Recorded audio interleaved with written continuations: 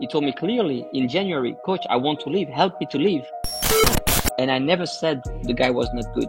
Just that he didn't receive so much time because we believed more in the others. So that's how football is. And us coaches, mostly, we have to learn to deal with it.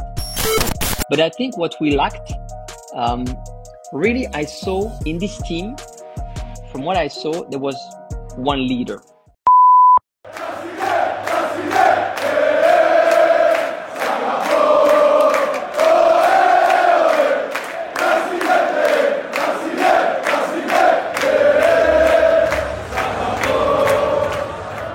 Edo, welcome to a very special edition of No Choftes. I'm Stel. And I've been saying for a while, I've been trying to get this guy on the pod because, hey, he's my coach. Not yours, my coach, I'm joking. Yannick Ferreira. Yannick, how you doing, my guy? Fine, thanks. How are you? Yeah, all good, mate. All good. Just trying to recover. It's been a long season. And we're going to go into... It's not over yet. Yes, it's... Well, for a lot of clubs, it's over. For a lot of clubs, it's over already. But thank you for joining me. I really appreciate it. I know you coming on to talk about Omonia is, I wouldn't say difficult, but, you know, let's get it right. We want to discuss the club and discuss certain things, and I'm sure we can be very professional about this. But before we talk about Omonia, mate, let's go right at the beginning to when you first started being in football. What do you remember about your early memories of being a football fan? Football fan. I was not such a fan. I loved to play, but I've never been supporter or fan or of any team. Like, of course, in the late 80s, beginning 90s, AC Milan won a lot of European cups and stuff. So I remember I had a shirt of AC Milan. I had a shirt of Napoli, I think, also at the end of the 80s, when I used to play when I was a young kid. And after that, pretty soon, I remember when I was 14, I was playing at Anderlecht. It's the biggest Belgian club, actually, and I was already leading everyone on the pitch. I was talking a lot on the pitch already when I was 14. So I understood pretty quick that my thing was going to be a coach and not another player, because like every child, I dreamed about becoming a professional player. And what I had in mind when I was young, it was to play for Belgium the World Cup 1998. So I was thinking when I'm going to be 18, I'm going to play with the Red Devils. We call the national team here Red Devils in the World Cup. Pretty quick, I understood that it was not going to happen. And not so long after that, when it was in 2002, when I was 22, I decided to stop playing and to start my coaching badges and to study also. I'm a PE teacher also. I studied to be a PE teacher. So pretty soon I had all my badges, and I started to coach the kids at Anderlecht, aged between 11, 15 or 16. I coached several players who used to play in the Premier League, like Romelu Lukaku, Yuri Tielemans, Den Donker, Januzaj, the younger Musonda, who plays now in Cyprus, by the way, Charlie Musonda. So I coached many players who still play for the Belgian national team. And after that, after 6 years there, in 2010, I introduced a first team staff in AA Ghent. That's the team that Omonia knocked out of the qualifying round of the Europa League last season. AA Ghent. So I was there in the staff for 1 year as a video analyst, opponent analyst, let's say. The year after that, I was still an analyst for Michel Prudhomme. That's a well-known Belgian famous coach in Saudi Arabia. Yeah. And so he went to Saudi Arabia to coach there, and he took me with him. So I was 1 year working there under him. And then I came back to Belgium, and I received the opportunity when I was 31 years old to become the youngest head coach ever in the Belgian Pro League. And so I started my head coaching career when I was 31. It was in 2012, so like 12 years ago already now. And then I had several clubs. Like I had Charleroi, was my first club. Then I left and I went to Sint-Truiden. There was a former Pro League club that was at the time in the Belgian second tier, second division. After 2 seasons, we played champion and we promoted to the Pro League. And we had a very good start in the Pro League. We beat Bruges, we beat Genk with a club that just got promoted. So everyone was like impressed by that. And another big Belgian club at this time, like after 6 games in the Pro League, sacked its coach. It was Standard de Liège. They sacked the coach and they took me from Sint-Truiden to Standard de Liège. So I went to Standard de Liège in September, and in the same season, so in March, we won the Belgian FA Cup. So, in 11 months, I win one champion title in second division, and 11 months later, won the Belgian FA Cup, like youngest head coach ever. I was 35 at the time. So I started a new season, and due to some things or some, I would say, how can I say it? Yeah, let's say corrupt people inside the club. I lost my job. Another manager came, and then I went to the club to the club where this manager came from. So I became the coach of KV Mechelen, which is like a history club in Belgium. Like they in 1988 they won a European Cup. So I went to this club. We had a great season. We started the next season, and after I think 15 games, they decided to stop with me. So I had to go. So the season after that, I started in another club, Waasland Beveren, which was also a Pro League team in Belgium. But I didn't fit in that club. I mean, I'm very, we're going to speak about it maybe more in details later, but I'm very professional, very demanding, very into the details. And this club was more like a village club. So I didn't feel comfortable there. They didn't like my way of doing things. I didn't like their way of doing things. And after 5 months, I got sacked. So I had to wait. We are now in November 2018. I had to wait until October 2019 to sign in a new club, and that was in Saudi Arabia. So, many people ask me, "Oh, yeah, but you had a good future ahead of you in Europe. You won the cup, the FA Cup in Belgium when you were only 35. What happened? How did you end up in Saudi Arabia?"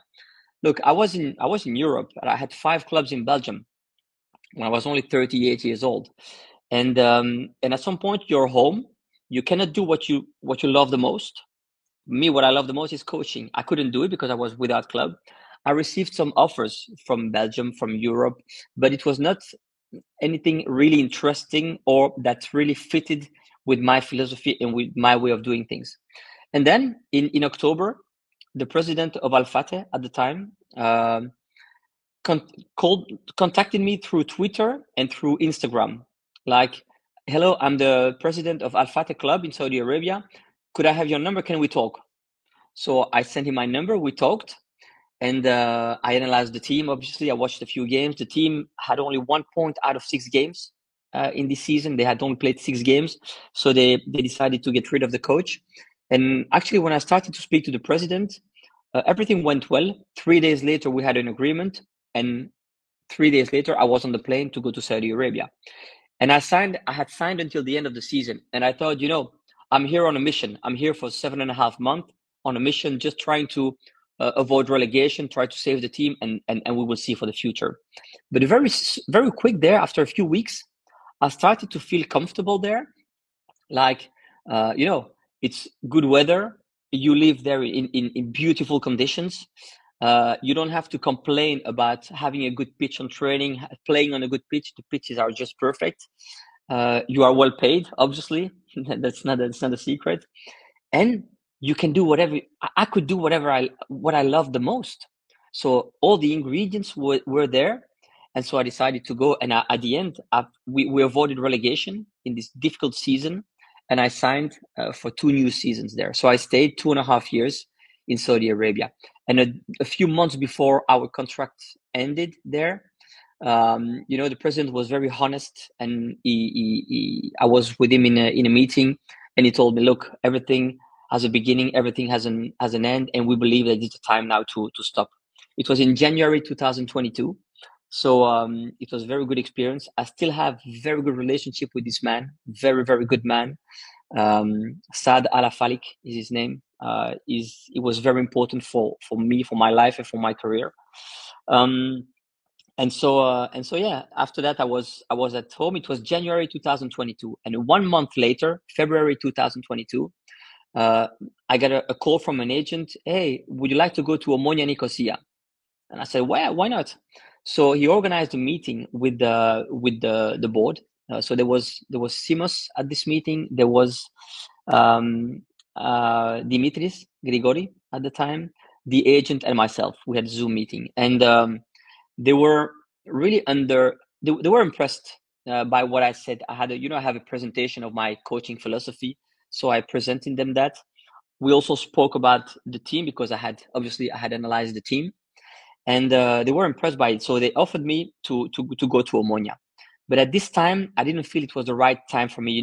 I just had spent 2 years and a half in Saudi Arabia. I think it was time for me to rest a bit and to calm down and to stay home. I didn't find it was the right moment for me. So I said that I was not going to do it. Simos even called me after, trying to convince me, and I said, "Look, I really appreciate it, but I think it's not the right time for me." So at the end, I didn't go. But we were still in contact with Simos. And then in September 2000, so the team this season won so they hired Neil Lennon. The team won the cup. They qualified for the group stage of the Europa League.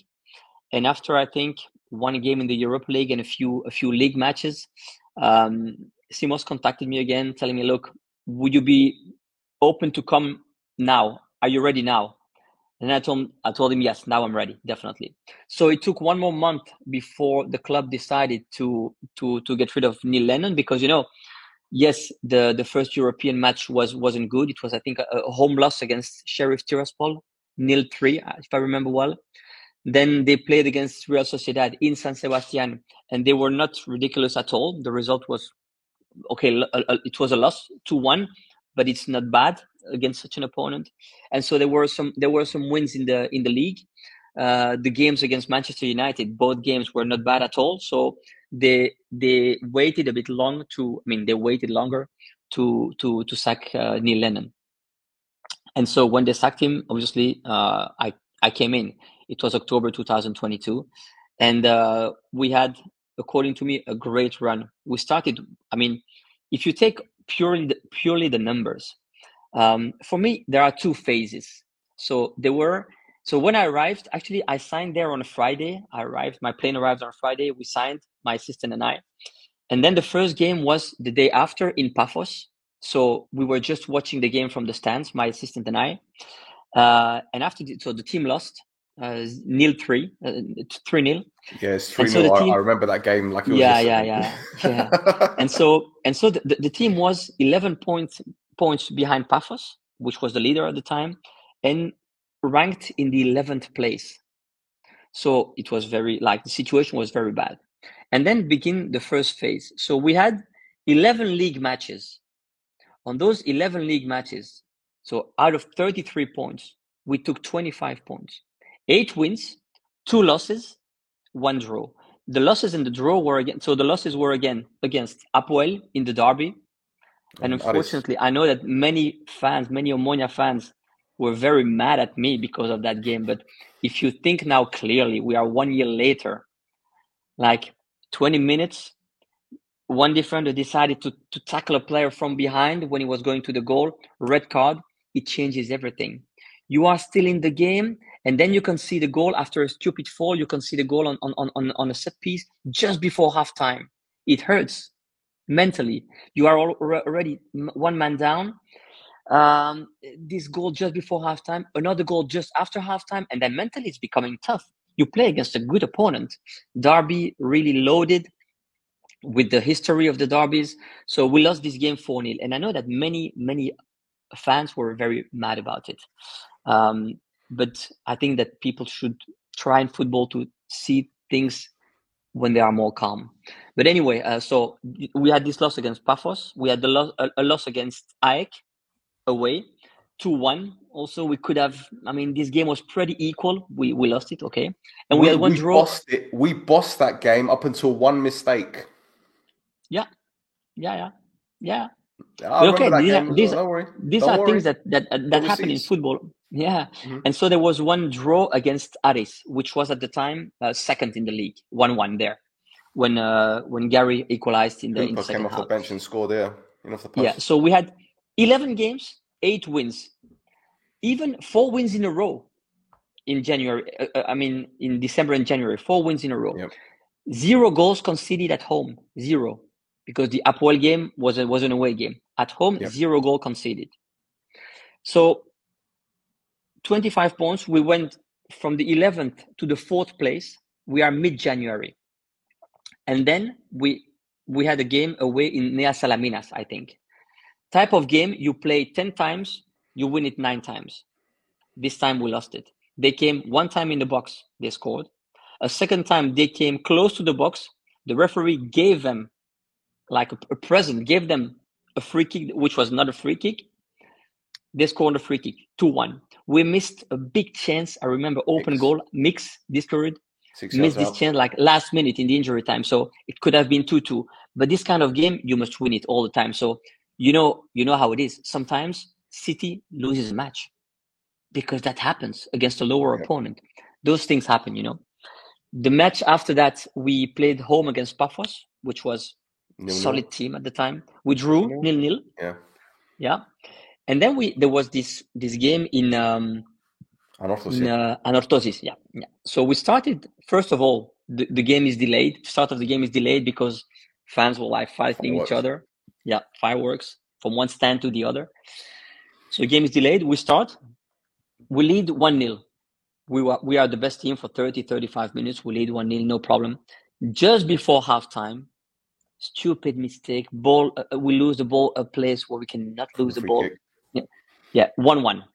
So there was no danger at 1-1. So we are the best team on the pitch, no danger, 1-1. Okay. I was pretty angry at halftime because of this mistake, because, it was not the first time that we were giving something away. So, and I'm very perfectionist. And guys, we have to try to be our best all the time. So anyway, pretty angry. Second half, we didn't exist. I don't know, maybe because of what happened at halftime that I was angry. Maybe they couldn't handle it. I don't know. We were not dangerous. They scored their chances 4-1 at the end of the game. Press conference, I didn't hide. I was pointing what was wrong.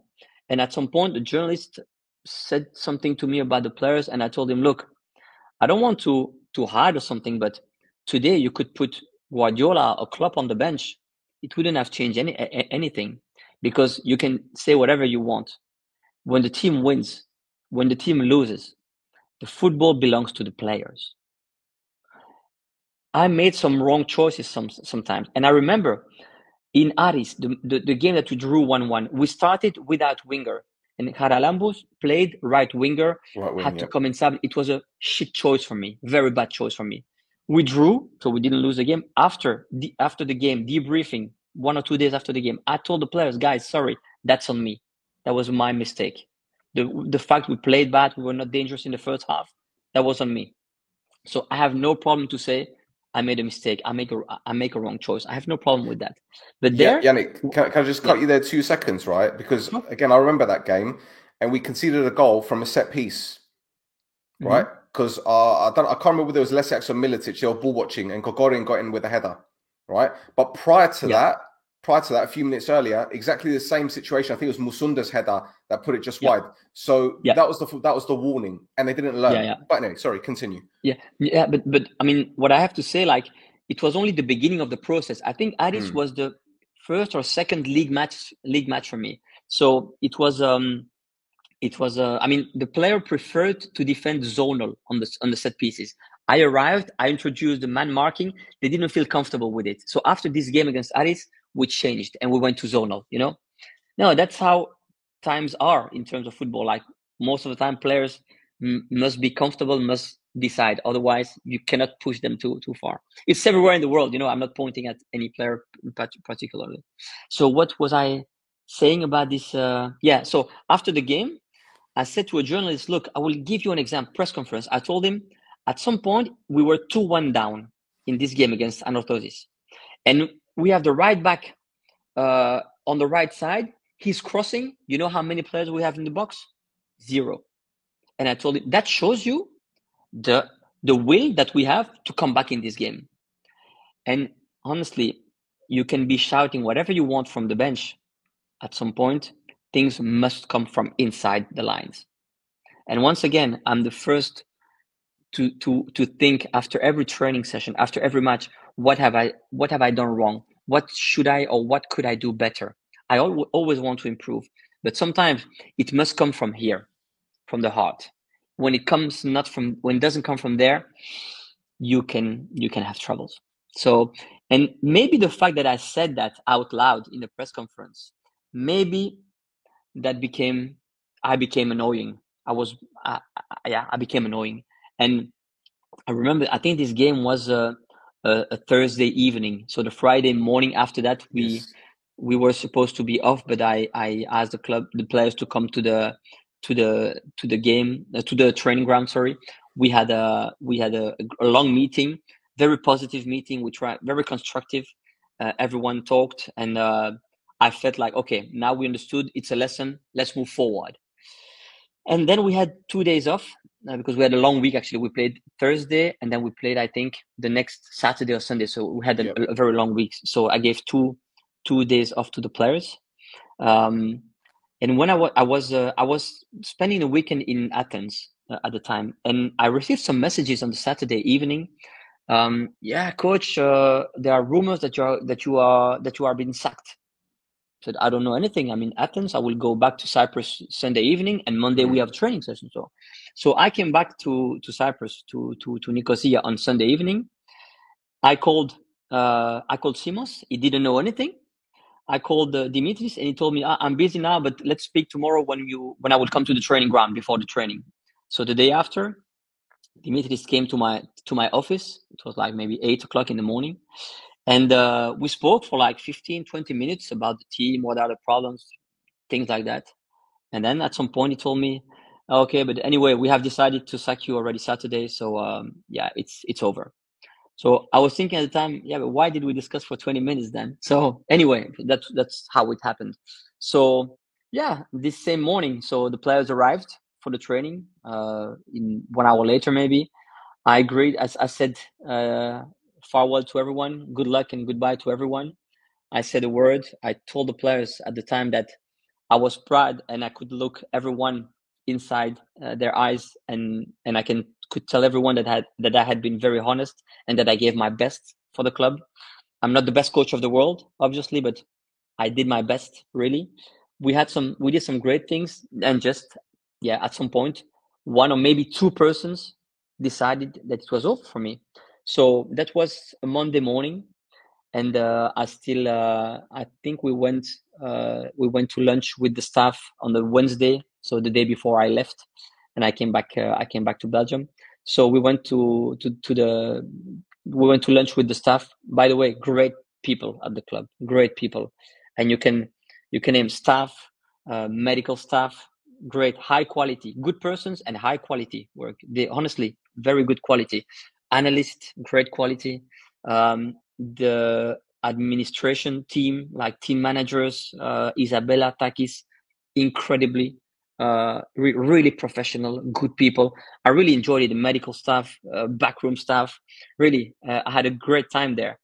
So yeah, it was a pity because we were building something nice together. And yes, when you're building something, you take something that's going wrong. You cannot go from wrong to perfect. No, sometimes you do this and then you have to go down a bit and then up again. That's how life is. So it was a pity that it stopped so early because it was only 3.5 months.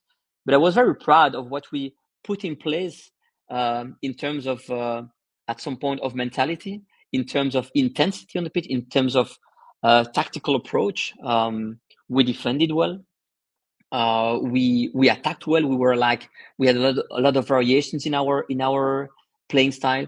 So that was a very nice time, and it was very painful, honestly, for me when it stopped.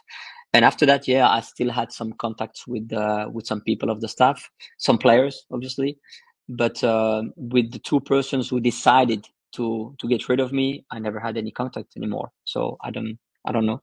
I don't wish them anything wrong, but I just have I didn't have any more contact with them. And so a few months later, that was February last year, 1 year ago now. And a few months later, in June, I signed for a Saudi club again, who just got promoted into the Saudi Pro League. And the league was becoming so attracting. Ronaldo was already there for a few months. Benzema just signed. Kante, Fabinho, Mitrovic, Neymar. So it was good to sign there. But unfortunately, it was very difficult to work in the conditions of that club. That was really particular to that club. I had a very good experience in a very nice club before that. And this club was really not organized, rotten from inside. And after a 6-1 loss against the team of Neymar, Mitrovic, Koulibaly, Milinkovic-Savic, Ruben Neves, great team. So we lost 6-1 to that team, which was normal, by the way, to lose 6-1 against such a team. And so I got sacked after 6 games only. So that was it. It was in October, and I got sacked. So one thing I have to say, Saudi Arabia, the problem was that it's totally new. The project they have now is new, so not all the clubs receive the same amount of money.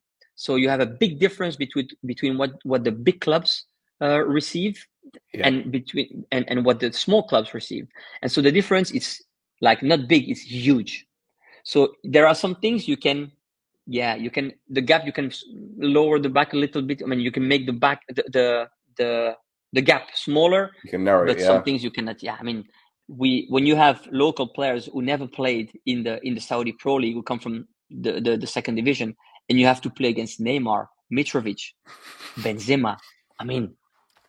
With all due respect for the players I had, it was just impossible. So, and now I'm home, looking for a new challenge. I got some offers the last few weeks, nothing that really fits to what I want.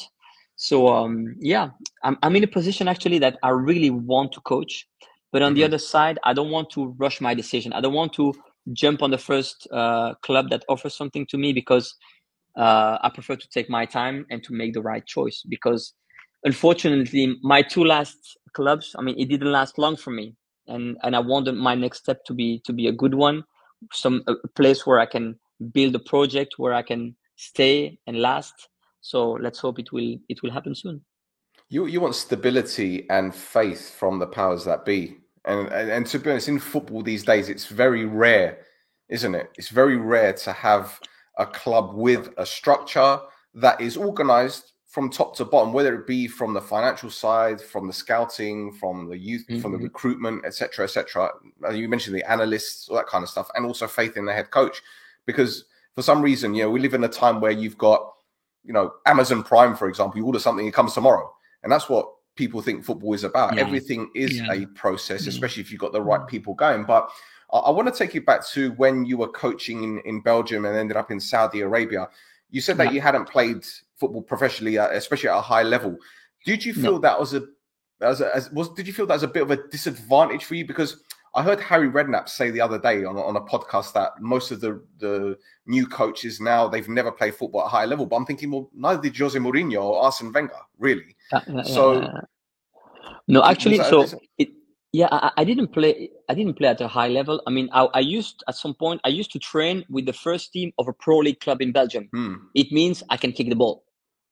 I didn't have what it required to be at the time, mostly mentally. I didn't have what it required to be a professional player, but I trained with the first team of a pro league team, and I can ball. It's not that I cannot touch the ball. But the thing is, like, when I understood that I was not going to have the career that I dreamed of, I didn't want to play like non-league football, like, where when you win a game, your teammates arrive with some beers in the changing room. That's not what I like the most about football. I respect the players who like to party, the people who like to party. I'm not a party guy, so I never drank a beer in my life. So I don't drink any alcohol and stuff. So I had a very professional idea of football all the time. And so I prefer to stop playing than to play at a lower level. So I stopped to play when I was 22, and I started to coach young kids. And very soon I understood that I could make them progress very fast. And the way I talked to them, they liked it. The way I I pushed them. They liked it, and it worked. And I was thinking, that's my path. I'm a coach, actually. I'm more a coach and a guide and a leader than I was a player. So yeah, once again, I did all my badges, and from the age of 22, I was making myself ready for the day that I would be standing for the first time in the dressing room in front of professional players. And that happened 9 years later. So during those 9 years, I was not a player thinking only about my playing career, doing my stuff, recovering and trying to perform well. I was like thinking, how can I be a great coach? Because I knew, without having a career, if you are in front of those guys, they must understand from the first minute, oh, these guys know what he's talking about. And so I was prepared. I was so ready.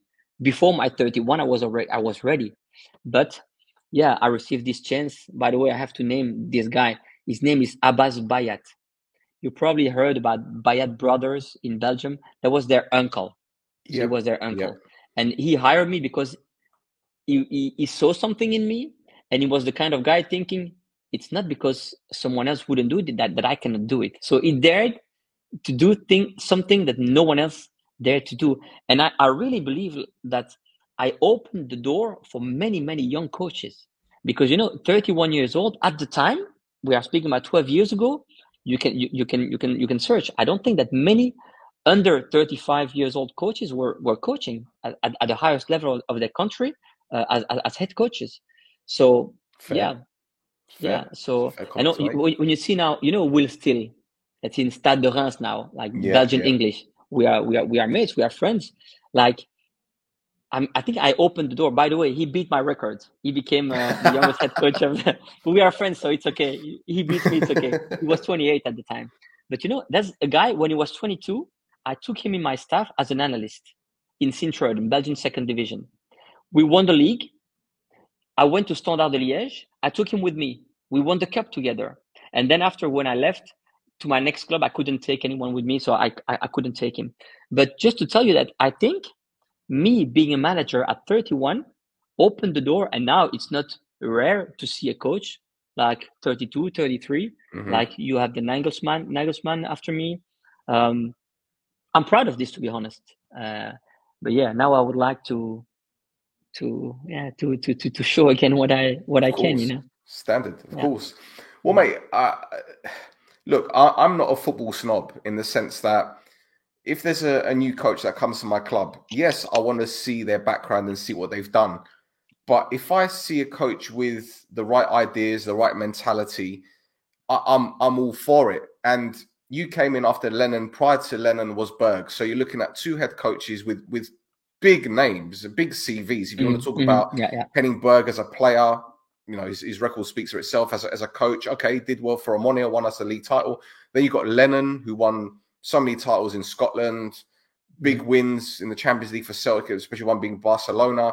Then he came to Omonia. All right, it didn't really work out, but he did okay. And then Yannick Ferreira's come in, and all I'm seeing on Facebook pages and social media, and this is the Cypriot mentality. So this isn't just on you, mate. It's just a mentality in general. What about his CV? He doesn't know the league. He doesn't know this. And straight away I'm thinking, the guy hasn't even stepped off a plane to sign a contract, and you're already shooting him down. And I'm thinking, look at the CV and the clubs that he's coached at. You're seeing Anderlecht, you're seeing Ghent, you're seeing Standard. These aren't Mickey Mouse teams. These are teams with big fan bases, big history. Mm-hmm. And a friend of mine, Muggy, who I do the podcast with, I'll never forget this because we did the podcast together after the Buffalo game, which you mentioned. And I was in Spain on holiday, believe it or not. And your first game was against Sociedad. There you go. Yeah. So, and we were saying, give this head coach a chance, because given what you said in the press conference, it was refreshing. There wasn't any bullshit. You knew what you wanted to say. You made your point. And to be fair, mate, that first game against Sociedad, we already saw a change. It seemed like a 4-3-3, if I'm not mistaken. Did you go 4-3-3 against Sociedad? I don't remember. It's possible, because they were playing. We think they were going to play 4-4-2 with the diamond. So we decided to go 4-3-3, more a bit an adaptation, because they were obviously a higher level than us. So we adapted. Second half, we bossed them. I know the game might have been over in our fans' eyes. We were 2 down, but we played them off the park second half. We should have received the penalty at the end of the game. You score it, maybe you have 5-6 minutes injury time. You can maybe Yep. push you, But yeah, anyway, we lost 2-0. It was deserved. But yeah, we tried we had 3 sessions before that. So that's not much, but still we tried to do something about it. Yeah. Yep. Yep. And then the first game was Anorthosis, who, okay, people will say, well, Anorthosis missed an open goal at 1-0 and the game could have been different. But it's buts and maybes. This is football. It's fine margins. So we get the win against Anorthosis. We then play Sheriff away from home. And again, we play them off the park and we lose 1-0. 3 minutes before the end, once again, we make a mistake on our own half. We concede. Yeah. There you go. There you go. Then it was Ari, as you mentioned, Olympiacos, then Apoel. Now, again, that's another game that I remember clear as day because I was fuming with Bezos. And I know people are going to say to me, oh, you're bringing him up and this and that. Look, players make mistakes. I understand. But it was his pass that led to the counter-attack. And then you can talk about Lang, who perhaps maybe should have just gone, let the guy score, or maybe Uzoho had the chance to save it. It's buts and maybes. But traditionally, Yannick, our results against Apoel haven't been great. They have not been great. Yeah, I saw that. Yeah. So when people are saying, oh, we lost 4-0 and this coach isn't the guy, I'm thinking, guys, we always lose to circumstances. There are circumstances. But I remember now you speak about Bezos. First, he's a very good player. And everyone knows that. I mean, it's not a secret. He's a very, very good player. But when he arrived, I think he arrived prior to me in August. He arrived in the summer, in the summer.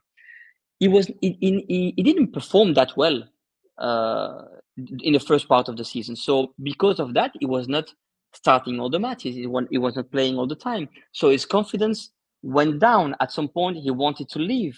He told me clearly in January, coach, I want to leave. Help me to leave.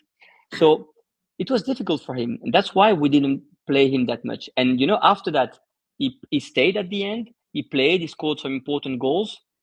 By the way, for us, he also scored important goals at home. And then people said, oh, look, with Ferreira, he didn't play. And look how good he is. Yes, but you have to take in consideration a player can be very good, but if he doesn't perform and if others are performing better, you need to give the chance to the others. And that's what we did.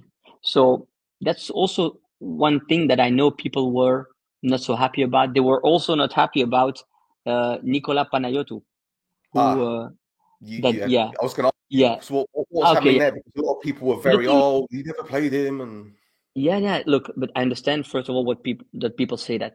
But we arrived somewhere. We have to, the team, before we arrived, the team lost 4 of the 5 last games they played. So we had to try to stop the bleeding at some point. So we put a certain defense and stuff. And then we saw that, home, we never concede a goal. Away, we don't play bad and stuff. So you have 4 defenders. You play with 2 center backs. You have 4 center backs.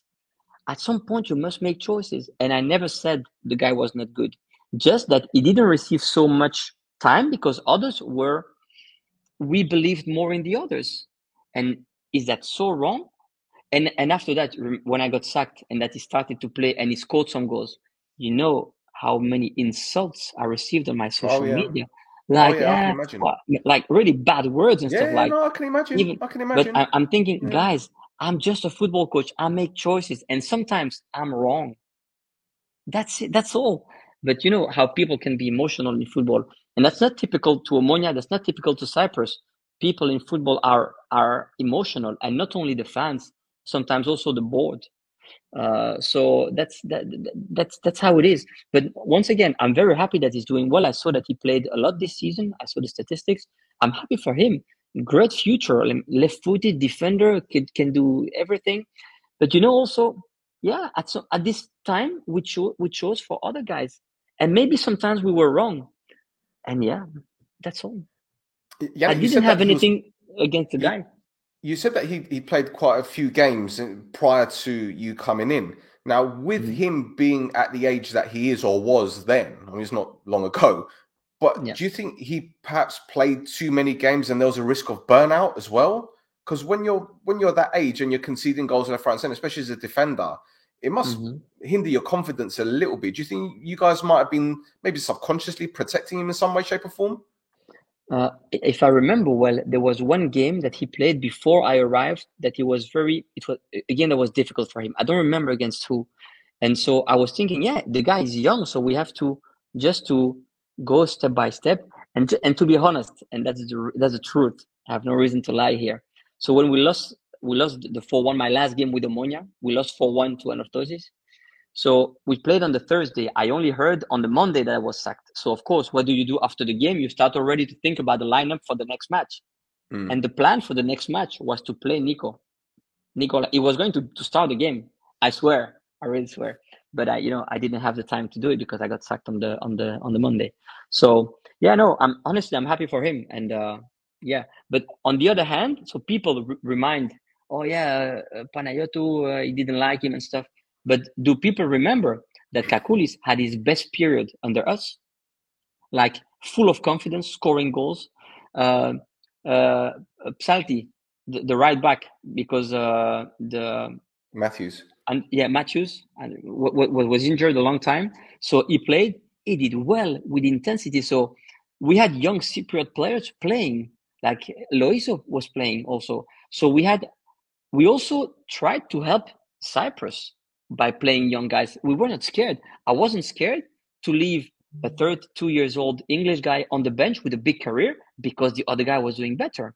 Yeah. So, even Matthews, after he came back from injury and he was not playing, he told me, Coach, I want to play. What do I have to do? I said, look, I understand you want to play, but at the moment, the kid is doing well.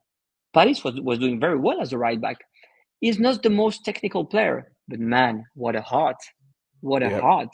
That's important for a football player, And he's not bad with the feet, He's not like, he's not Hakimi. But damn, he was good. I liked the guy. I liked the way he played. He was intelligent. He understood how to try to with inverted fullbacks and stuff. He understood it. So yeah, no, it's we let some players on the side, but when you have 25 players in the squad, you will always have unhappy players. When you have 4 strikers and you play with 1, 3 will be unhappy. That's the way it is in professional football. So we have to make choices. Sometimes it works. Sometimes it's not.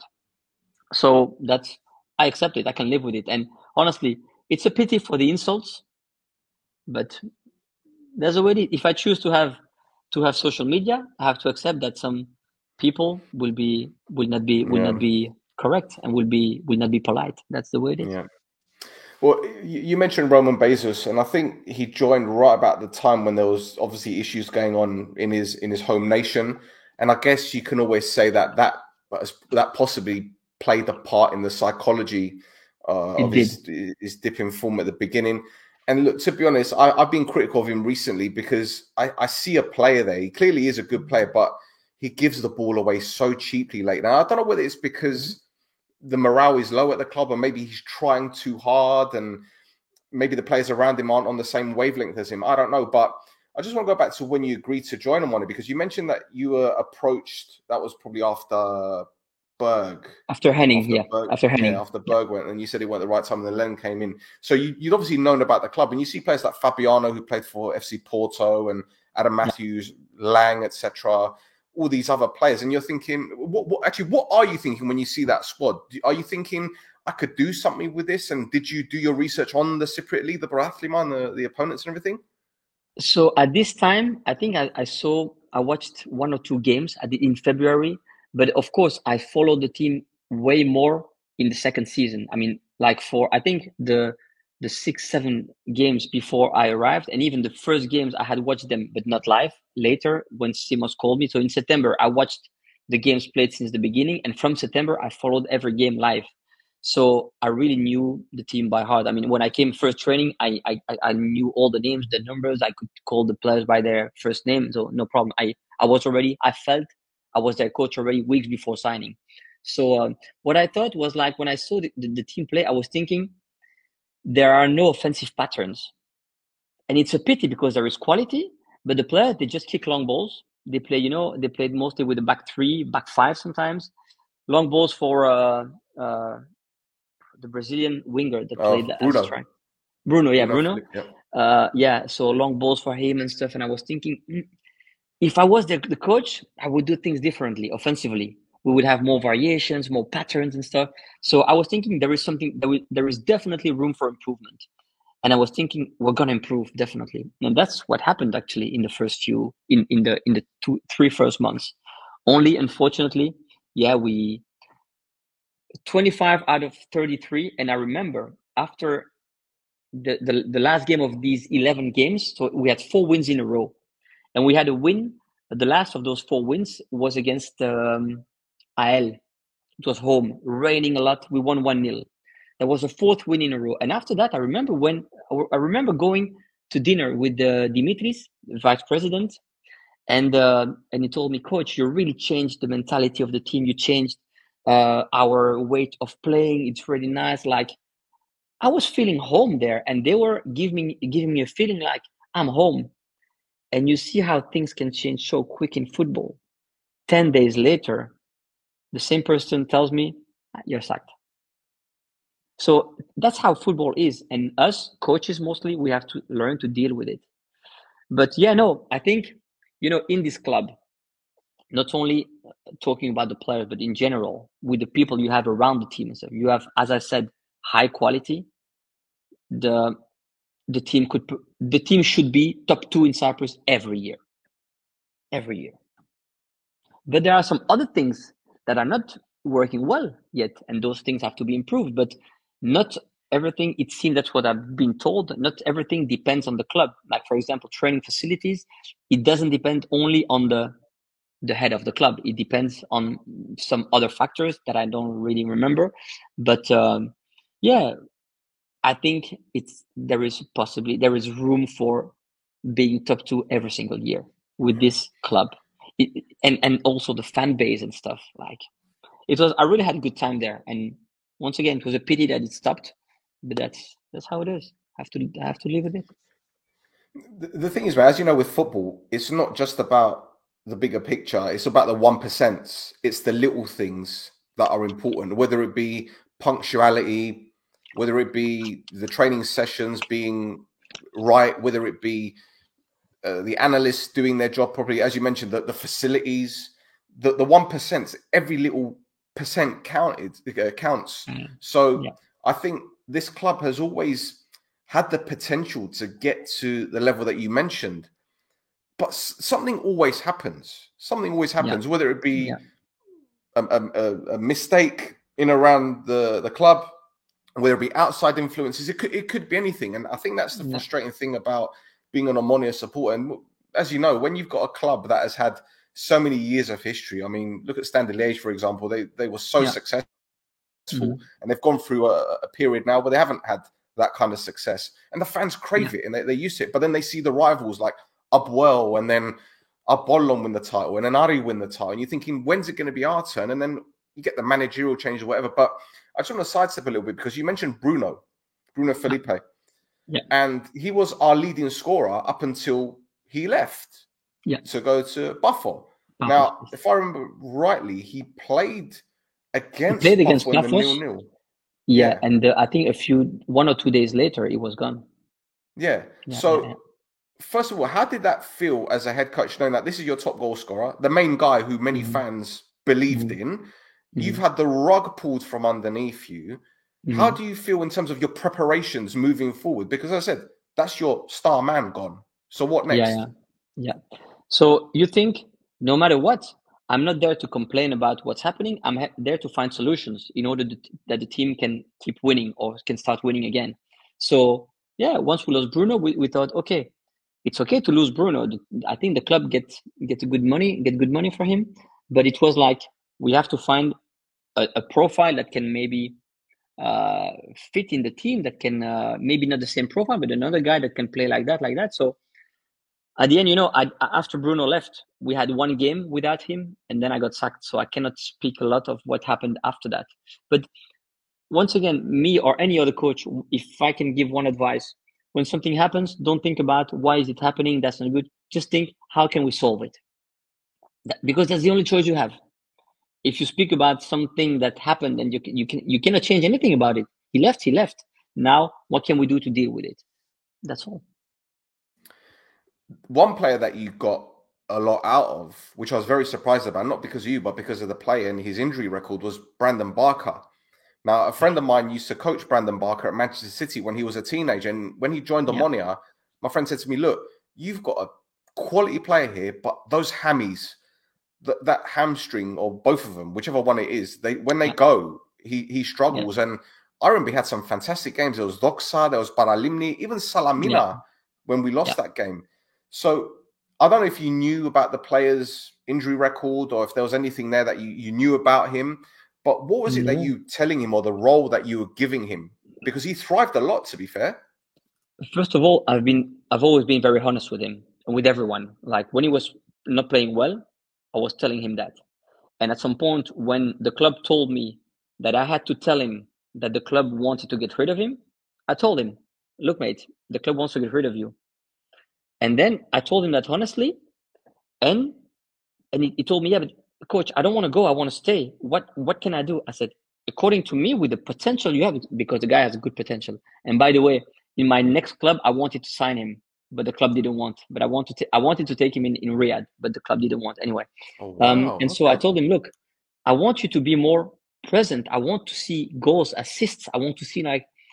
And the guy changed at this point, and then you could feel some confidence because he did something well, and I held my word. Like I told you, if you do that, you will play.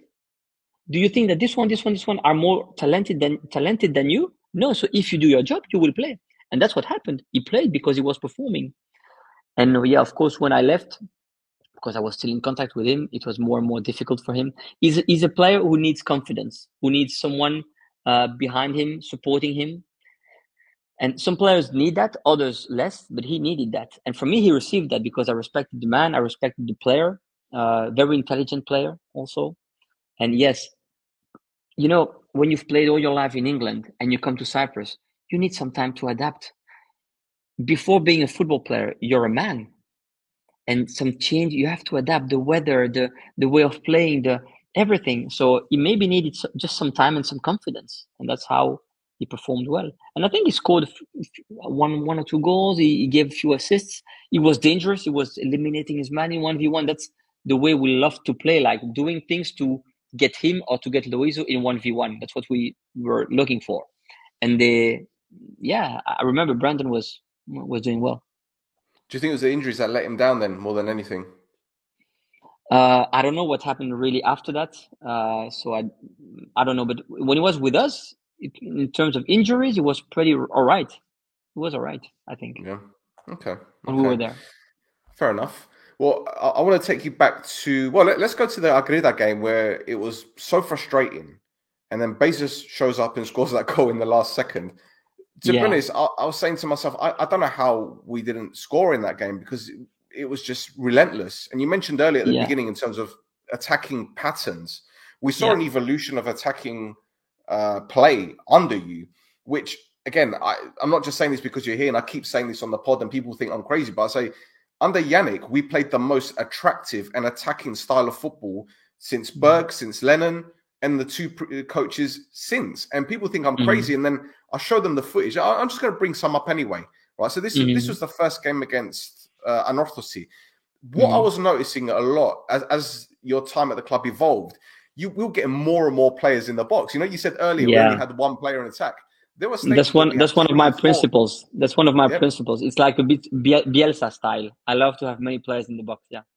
Yep. So there was the through balls and there was balls out wide, but there were always 3 to 4 players in the box. And obviously this was the first game. So I'm guessing your plan hadn't come into play straight away. But this is the footage that I showed people. And I'm saying to them, do you not realize what we were doing under Yannick? You guys are just so warped in terms of, oh, you want this coach to come in and you want a certain style. But I'm sitting there thinking, what was wrong with what we were doing? In fact, again, no disrespect to the players, and I know you don't want to do this, but I think we weren't ruthless in front of goal a lot of the time. And I think defensively, we were let down. But aside from that, I think everything else was fine, in all fairness. Even the mentality was right up until I believe the last few games. I mean, I would say only the game in Anorthosis was not good in terms of mentality. Let's say the second half. But the first half was decent in Anorthosis. And against Paphos home, it was decent. In Nea Salaminas, the game before, when we lost 2-1, the mentality was good. So it was more, this half. And I think I've been judged on this half of football, on these 45 minutes. Yeah, for sure. For sure, and Can't do anything it's not about it. right. It's not right. Yeah, You know, that's I'll how it never is. forget the it was the Ajax game we lost 2. I'm just trying to find the footage because I've got loads of footage of us playing football. But Mm-hmm. the Ajax game, especially first half, the one Mm-hmm. touch passing was incredible, mate. How do you? I know obviously it's hours of work on the training field, but when you've got a team that is so I wouldn't say devoid of confidence, but when you came in, obviously we went through a difficult streak. I think we lost 4 on the bounce or something stupid like Mm-hmm. that. I'm sure the players' nerves were on the ground, their confidence was shot. How do you go in there and galvanize them from the off and get the buy-in? I think that first of all, so there is a rule that I learned when I was studying physical education. In I would say it in French and then I would translate the rules of the 3 A's. The 3 A's was one for activation, so activation, when you do a training session or when you give a lesson. So the the people or the players, let's say, must be activated. They must move. There must be movement. Then there is amusement, having fun. Yep. They must take some pleasure in what they do. And then there is apprentissage, learning process. So I always try to have those 3 things in every training session: moving, having fun, and learning something.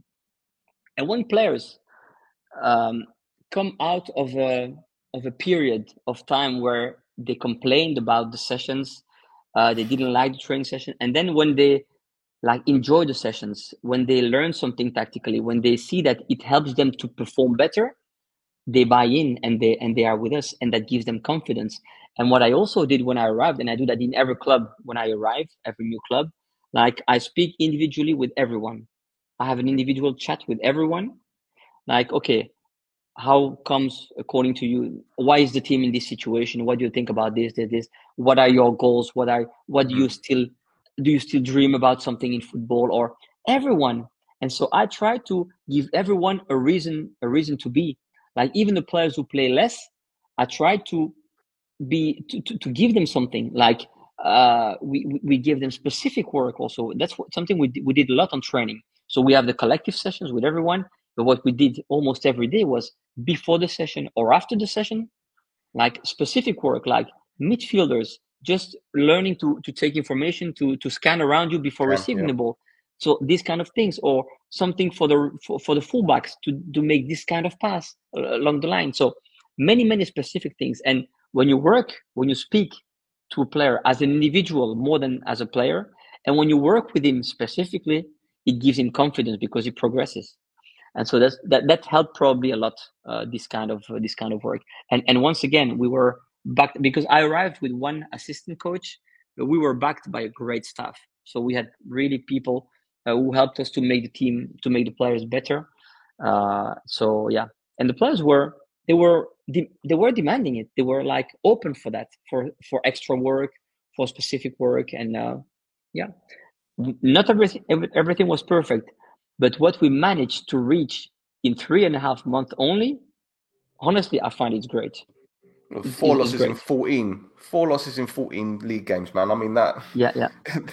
that's a fantastic record given that coaches usually get sacked after like 3 losses on the bounce. You had Yeah, 4 yeah, yeah, stretched out over 14 games, which again, yeah. like I said, I'm still a little bit bitter about your dismissal because I saw us making Hmm. progress, and I think you were let down by various people. I'm not going to mention names, but I still think. And the thing is, Yannick, I'll be honest with you, watching Cypriot football as long as I have done, the one common denominator from the defensive element of the league is the ball watching, the basic errors. I see it a lot throughout the league. It isn't just at Omonia, it's every club. And more often than not, when you see goals conceded, it's either by individual errors or just standard ball watching, which Yeah. is rife. Now, if you have a back 4 or even a back 5 or 2 banks of 4 that can do the basics right, whether it be clearing their lines, when in doubt, get it Hmm. out, as we say in England, Hmm. avoiding the ball watching, tracking runners, scanning, as you mentioned, you got a recipe for success. But it's just Yeah, frustrating when you see players with so much talent making these basic errors. but that's something that you also see not only in Cyprus, in the Champions League. Yep. Every time a goal is scored on a cross, it means that at least one defender was ball watching Mm. all the time. And the thing is, like, what we trained and what we tried to say to our players, even during the games, every time we were shouting, contact. So when the ball was going on the side of the box, maybe in 1, 2, 3 seconds, there might be a cross. We were shouting contact, like you need visual or physical contact with the guy. That's what we were training, shouting. But hey, I'm telling you, watch a game tonight in Champions League. There will probably be a goal on cross. There are only 2 games, maybe not. But anyway, Well, there you are never goals know. on cross. Never know. Yeah, yeah. Never know. But ball watching, that's something like it's very difficult to be, because as a defender, you need attention for the ball, for the teammates to hold the line, for the space around you, for the opponent. You have 4 things you have to scan every second. You have to watch those 4 things every second. So next second, I am aware of the 4 things. Second after, again, aware. If you don't do it once, if for 1 second you lose him, if the cross is good, if the finisher is good, it's over. And there is something, this season with my club, Al Riyadh, we played against Ittihad of Benzema. Benzema is the king of that. Like on a cross, sometimes you just see him standing in the box, just standing.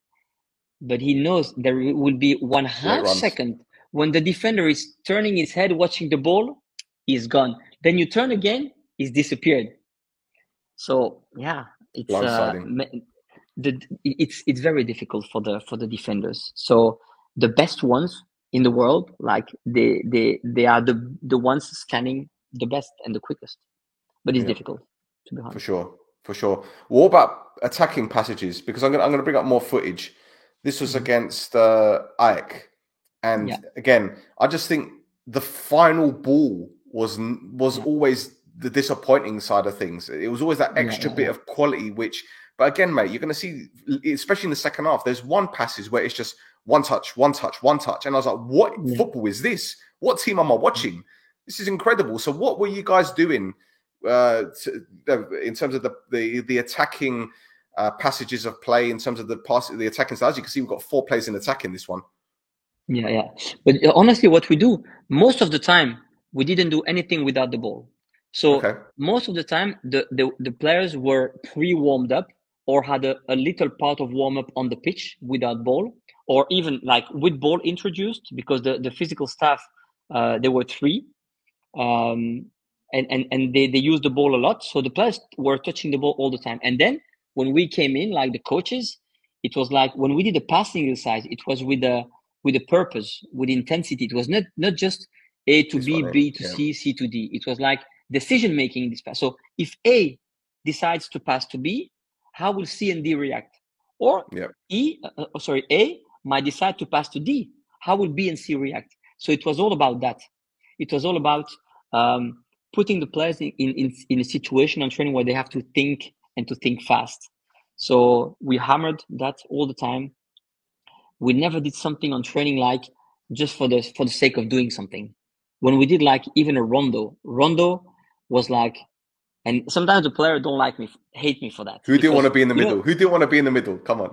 No. But I mean, players they like the rondos where they keep the ball under the sole and then they do like this and then they play to the next one. And like we did the rondos like with important rules, like if you break the 2 players in the middle and then there is no one on the other side to receive the ball, the 2 of the teammates on the other side have to come in, because we wanted to force them to give an option in between all the time. So you have the ball, you have 1 option left, 1 option right, 2 opponents in front of you, and 2 other teammates who must give you an option in between, because if you decide to break, there must be someone there.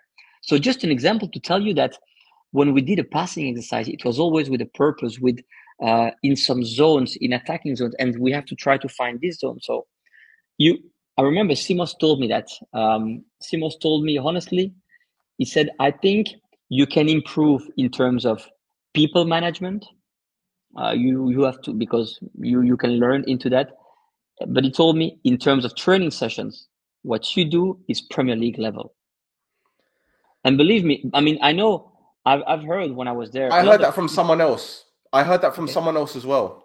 I didn't want to say it, but I heard that from someone else as well.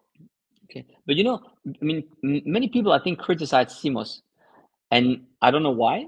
because I'm not aware of everything, but I can tell you Simos knows football. Yes, sometimes a club hires a player and the player doesn't perform well. Do we have to point at one guy all the time? This guy knows football, he understands football. And I can tell you that him saying that, I mean, I really believe him, and I can feel it. And I think you know many players, you can ask the players. Once again, I'm not the best of the world, but level of training sessions, it's Premier League level. Zero doubt about that. Question about training sessions here, and we're talking about injury prevention here because we know about load and volume and everything. Playing one game a week, so it wasn't like in Europe where you'd play one game and then Thursday and then Monday or whatever it is. I think the squad was big enough, I believe anyway. We're going to talk about bodies and numbers. Obviously, we had the 3 or 4 goalkeepers, defenders, etc., etc. So, in terms of rotation, did you feel that there were some players that perhaps had played too many games over the past 12 to 18 months? Because I remember talking about Loizu, what was it, it was before you came, and we were saying, crikey, the lad's played over 80 games in like 3 seasons. And for someone that's 19, 20 at the time, or even before, it was 18. That's a hell of a lot of games. So, was that something that you guys were aware of in terms of the number of games players played? And did you notice any differences in the stamina levels, fitness, endurance, and volume, etc.? So I will speak about Savas, Gigi, and Thanasis. They were the 3 in charge of the physical preparation. Thanasis more an analysis of the data, but also present on the pitch. And Savas and Gigi were more giving the sessions. We received reports, like GPS reports, after every training session, after every match, and you can ask the guys. We ran more than the team used to run before. So I don't remember which match, but it was a home match. We had the record of running of kilometers run in the games. So we were running a lot, and the players were okay, I think. And of course, if we see the numbers, and if we feel, because mostly the numbers are linked to what you see with your eyes. If we saw that the player was like exhausted, I had no problem to change. Honestly, I don't remember any case about that. Maybe there were, maybe not. But I have no problem to say to a player, look, we think you are a bit exhausted now, so let's rest for this game. I don't remember honestly if it happened, but if it has to happen, I have no problem with that. And I think it's important. You have those tools now. You have to use them properly. And you know what many clubs have?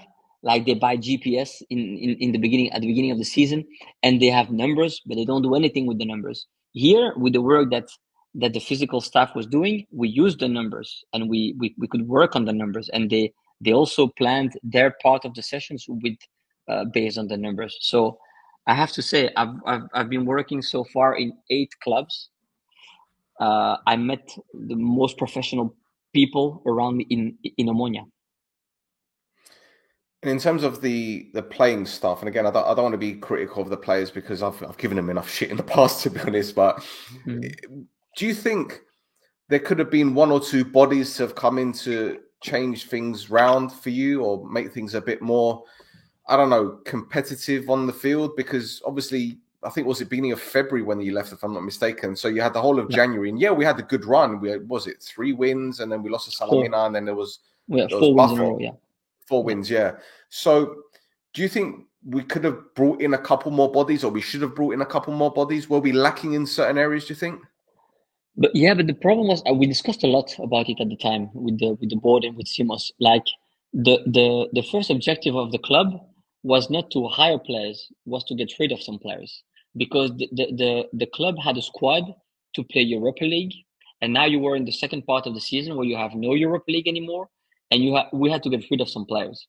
So that was more difficult, and sometimes it's like, if you cannot get rid of some players, you cannot bring someone in. It's a question of budget, and sometimes you cannot go above the budget, and that's what it is.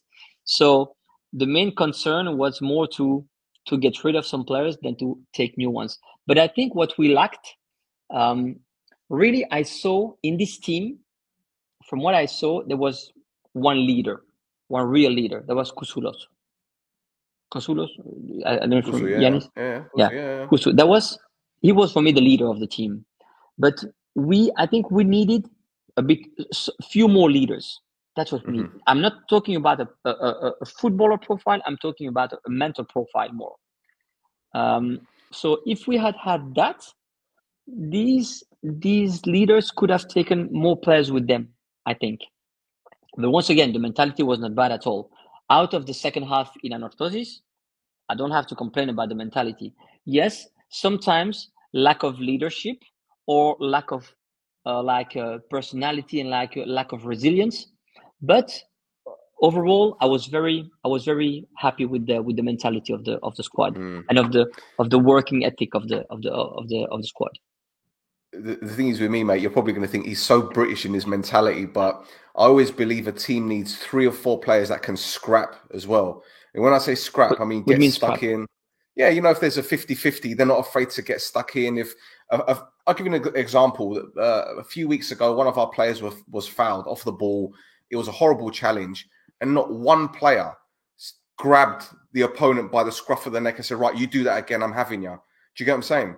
We don't have that presence on the pitch. Gattuso type. Yeah, someone like that. 1 or 2 of those players where I don't want to go toe to toe with him, kind of thing. That kind of thing, But I think, some teams need that. I think we needed that, definitely. And also, I remember one thing. In this last game against Anorthosis, when Loizo scored the first goal, the opener, he ran to the bench. And if I remember well, because we received the matches like big angle. We didn't use to debrief the matches. We had a big angle. Diakos was recording games big angle, and we saw that no one was coming to him. He was like running alone. And then you were thinking, guys, we play a football match and we just scored a goal, and we are getting closer to the top 6, and we are getting closer to, or maybe the gap will not be bigger with the top 3, and maybe during the playoffs we have a chance, and you didn't feel that.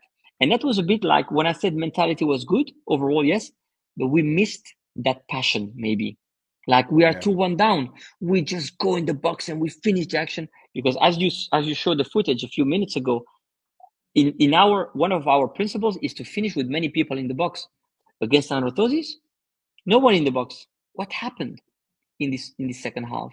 Maybe it was because of my reaction during halftime, because I was very pissed during halftime. Maybe because of that, but we missed that maybe in terms of mentality. In January, if you had asked me, we needed like more leadership than really football skills. Yeah. I think also, I mean, look, you can blame yourself for that Anorthosis game and talk about the halftime team talk, but again, I'm gonna flip it a little bit. We conceded a goal before halftime because of a mistake defensively. I don't know why they were trying a give and go on a free kick by the touchline. Lost possession. Yeah. They've scored. Their tails are up. It's right on halftime. They go in there. They're buzzing. They're coming out for the second half, ready for it. And we went into our shell. Yeah. But it happens. It's happened a lot. And see, this is the thing. And it goes back to what I keep on saying. People are quick to criticize Yannick Ferreira for the loss against Apoel. Well, they beat us a lot of the time. They're quick to criticize Yannick Ferreira. Well, this season we played Anorthosis away from home. Similar sort of thing happened. First half, we dominated them, didn't take our chances. Second half, they battered us, and then we lost the game. So I'm seeing history repeating itself. So, I'm not the kind of person to say I told you so, but I'm the kind of person to say be careful what you wish for. And this is the thing. And I think football fans have got a very short memory. I'll be the first to admit that I've been wrong on many occasions on things that I've said. But when I see things as clear as day and it's staring me in the face, it frustrates me because, again, I'm not just saying this because I know you as a friend. I'm saying this because I've seen the progress that we made. And again, I don't want to throw this on the players, but if it weren't for defensive errors, and if it wasn't for not being ruthless in front of goal, it'd have been a different story. Because that's always been the problem with us. And no one outplayed us. No one, no. Yes, there were some difficult moments against Apoel in the game where we were with 10 men, and then difficult mentally, and we conceded goals. We still had chances second half, Yannick. We still had chances second half. Sure. And I really believe if we didn't concede, I was hoping a few minutes before the whistle of the first half, I said, I hope we don't concede before halftime, so we can manage some things at halftime and maybe reboost the players, and we conceded just before. Stupid fault, unnecessary fault. There is a free kick, and we concede. But yeah, but short memory. That's always, there is a quote in Belgium we say like, a coach is always as good as his last match. Yep. So Yep. when you lose the last match, you're the shittiest coach in the world. When you won the last, you can play shit. You can prepare nothing during the week.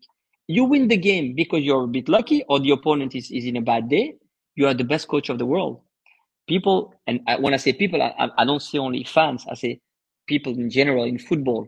They see results and they are blinded by results.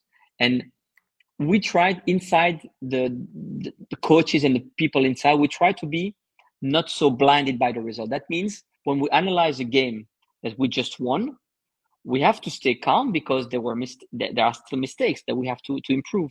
Or when we lost a game, we have to stay calm because there were maybe some positive things also.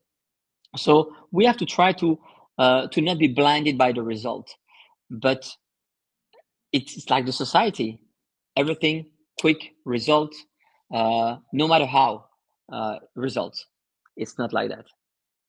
It's not I've got a like few that. more questions regarding the Cypriot League and everything, but let's just stay on Moni at the time being. Obviously, you've seen Loizel going to the Netherlands. He's gone to Heerenveen on loan until the end of the season. Yeah. Did that move surprise you? And do you think that'll be a big step for him? Do you think he can cut it out there? That was his dream. So he told me when we spoke, that was his dream to go to more Central Europe, let's say, and try to no, West Europe, West Europe, to try to make a career there. Yeah. So yeah. And yeah, it was. I'm happy for him that he made that move. I don't know if he's playing a lot or not. He's made a few substitute appearances. He played in a friendly game a couple of days ago against Twente. He got an assist in a friendly game, but he's come off the bench a couple of times. But he's got interesting potential. But we were saying with my assistant, who is a French guy, the assistant that I took there with me, and we were saying he's got a certain potential. But if he wants to go to West Europe, he's gonna be like crushed by some defenders, because in West Europe you have defenders, they can be like 185, fullbacks, tall, fast, strong. So he should like improve and work and work and work and improve and improve and improve. So that was 1 year ago. I don't know. I didn't follow really what happened in the past year. I don't know if he made a lot of improvement. I don't know if he worked a lot. I don't know all that. But very interesting potential. Left-footed, good dribble, but he was very young. And also what happened with him, like that's what he told me last season, that at the beginning of the season, so in the summer before, like 2 months before I arrived, he was like, he wanted to leave and the club didn't want to let him go. So like he felt really betrayed by the club. So this guy at the beginning, in the first few weeks, he didn't want to play for the club anymore. So, you cannot always take the best out of everyone, because everyone has a life and you cannot always, in his case, it was difficult to have him at his best because he was still struggling with some things in his head. So, but I'm sure that if we had worked with him further and longer, we could have made a beast out of him. Yeah, a mental beast. Sure. Cool. Excellent. Again, I don't want to put you on the spot with this one, but this is back to the playing staff. And you look at the names that are in the squad or were in the squad or you were there. Mm-hmm. If you didn't know which teams they'd played for, just by looking at them on the pitch or on the training ground, could you tell that they played at a high level? Because I'm thinking about Bash, I'm thinking about Karim, I'm thinking about a few other players. Could you tell the difference between, Cypriot standard players and players that have played higher level? Honestly, we had some good foreigners, definitely. But we had some very good Cypriot players too. A few times on training, Kakulis and me, we were like that, but I love the guy. He's a hard worker, a winner, a runner. He's a very good finisher. I spoke already about Paris, the right back, big heart, big 3 lungs, running, making efforts, intelligent, hungry. Nico, that didn't play much with me, but very good player. Haralambos, very good midfielder too. So we had, and the team still has a lot of talent in terms of local players. Loizo also, so a lot of talent. and also the third goalkeeper. I mean, the guy should be he could be number one in every other team of the league, and with us, it was number three because the two others were amazing. Francis, amazing goalkeeper, Francis. I mean, I can't speak much about Fabi because I He was only injured, played wasn't him, he? I think, one or two matches. Two matches. Yeah, the two He last was matches I injured, was yeah. there, he played. He was injured. But Francis, amazing. I also tried to get Francis to my next club in Saudi Arabia. Oh, really? But the team had, Trying to raid us. no, the team had already signed a foreign goalkeeper, so it was impossible to get him. But I wanted him. So no, we had some quality, but hey, we had some good Cypriot players, really, definitely. And what about, you mentioned the backroom stuff, what about Lugridis, the goalkeeping coach? Because we call him Loopy Lou because we know that he's got a temper, but he's a good coach as well and a good guy. Yeah, definitely. And I remember because obviously before we played Apoel, I had watched the games of the previous season because I wanted to understand. Everyone told me Derby, very important, Derby. And so in order to have an idea, I watched the two games of the previous season. And I remember it got red cards in these games. So I had to try to keep him calm for these games. But no, good guy. He did a good job with the goalkeepers. I mean, when you see the performance of those two guys, I mean, Fabi before I arrived, obviously also after I left, and during my time there, Francis was just amazing. So no, the guy's doing a great job, definitely. Brilliant. And in terms of the opponents, obviously you knew who we were playing. Were there any players from other teams that you saw and you're thinking, he'd be great for us? Because I'm thinking there's one player in particular that you would have said, yeah, he'd do well for us. Is there any which players would you recommend to come to Omonia? I mean, if you had the choice to pick players from the Cypriot League. First of all, I must say that we received great reports from Kyriakos. He was very good at this. He had a history in Man City, and very good guy, really. And also not only an analysis, he also gave me his honest opinion on the trainings and on what he saw during our games, and he influenced some good things in me. So that's the kind of guy I would like to work again with in the future if I can. But no, I don't remember one player in particular, or maybe I think I like the type. Oh yeah, fucking. I didn't like to play against this guy. Yeah, fucking. He's like, when you play against him or you're gonna play against him and you see him, you want to insult him, you want to kill him because he's so smart and so yeah. But no, I liked I think Marquinhos, the winger from Apoel. Yeah. I think the guy was good. Yeah, the guy was good. But there were quite a few good players in the league. Yeah. I don't remember, like, out of Marquinhos and Jairo, I don't remember particularly, this guy would be good for us. But I remember there were some good players. I remember the left winger of AEK. What was his name? Number 45, I think. Faraj. No, another one. Grushko. This one. Hungarian, this one. Great shot. Yeah, was also a very good player. He had a good period last season. So no, there were some very good players, and but it's an ideal place to be for many players who played at a good level in Europe, and then they come to Cyprus after 30 because the country is small, so you don't have to travel long to go to an away game. You play a game, and in the night you sleep home. So the players like to come to Cyprus. The weather is good, the food is good. The only problem is that you guys drive on the wrong side of the way. That's the only problem. But out of that, I really like the country. Yeah, I really like the country and the city. And did you pick up any of the lingo as well? I know you weren't out there for a long time, but did you pick up any of the language? Yeah, but that's a word that I heard a lot of time already here in Brussels because we have a lot of foreigners in Brussels. Like, there was a Greek player, Kitsos. Kitsos, yeah, the Greek left back, yeah. His name was Kitsos, but everyone called him Malaka. All the time, Malaka, all the time. So all those few words, those insults and stuff, I heard, but for the rest, like Grigora, those kind of words. Yeah, those kind. But for the rest, like, everyone speaks very good English in Cyprus, so I had no problem to communicate. Yeah. And there's a question I always ask people that, when they go to Cyprus and they've come from a different environment, never having experienced Cyprus before, Was there anything that you saw or experienced that made you think, what is going on here? But it was perfectly normal for Cyprus. Like, for example, the parking or people running red lights, for example. Was there anything that made you think, what is this? No, the fans. The fans, In right? the fighting, the games stopped because of fighting between the fans and stuff. I was thinking, hey, it seems normal here because it happens every week. While in other countries are like bad punishment for it. So no, at the end I was thinking, yeah, what's happening here?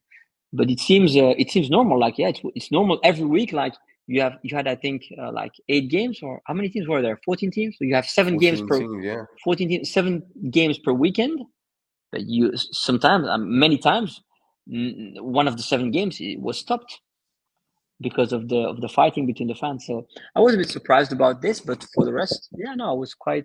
Yeah, I saw that a lot of people work out in Cyprus. They go to the gym.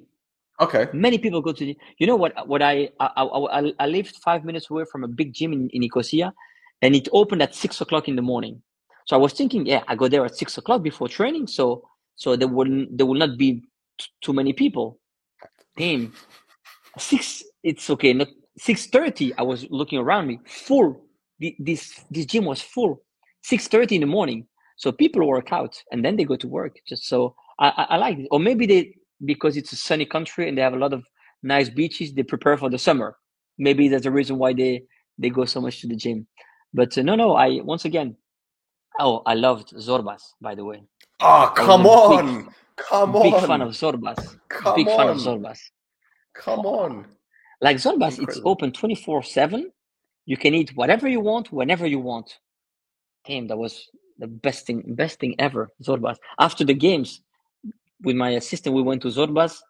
I was eating so many chocolate cakes and strawberry cakes and stuff, and blah, delicious. Did You you don't try have any to of cook the anything. pastries, the Greek pastries, like your spanakopita and the other ones, the No, robites and all I'm that? not like, I eat like a child. So I eat only Okay. like a plain Sugar. chicken or a mashed potato or white All rice, right. or I eat like a. I don't like to taste new things. I'm not into that. Not into that. Oh, fair enough. Fair enough. Well, listen, you had the experience. This is the Cypriot experience, and Yannick, thank you for doing this, mate. I really appreciate it. You know, it's been a long time coming. You've been busy, I've been busy, etc., etc. And Yeah. for you to come on and talk about your time at the club, I've had a great time talking to you, and I hope you've enjoyed it. And hopefully, we could do it again sometime and talk about other things as well, football related stuff, because Euro Yeah. 2024 is coming up, my friend. You got any predictions? Yeah, sure. Well, whenever you want. And thanks again for having me here. And it was very nice. I didn't speak much about Omonia in 1 year. And as I think you understood it in the podcast here, that I was sad to leave. So it's good for me also that I could now talk about it and express myself. And once again, I don't want to. I have nothing bad or negative to say about anyone. Just that's how things happened. And yeah, that's. I hope maybe I will come back to Cyprus one day, or for vacation, or for a club. I don't know. We'll see. There you go. We never You know in never know. football. Yeah, we never Excellent, know in life. excellent. Yeah. But thanks for having me here. It was very nice. And as you said, we're going to do that another time about another subject. That's it. There you go. You heard the man. You heard the man. So, boys and girls, thank you for tuning in. We'll be back very, very soon. Don't forget to like, subscribe. Tell your nunna. Standard. Hade. Bamishilla kamu.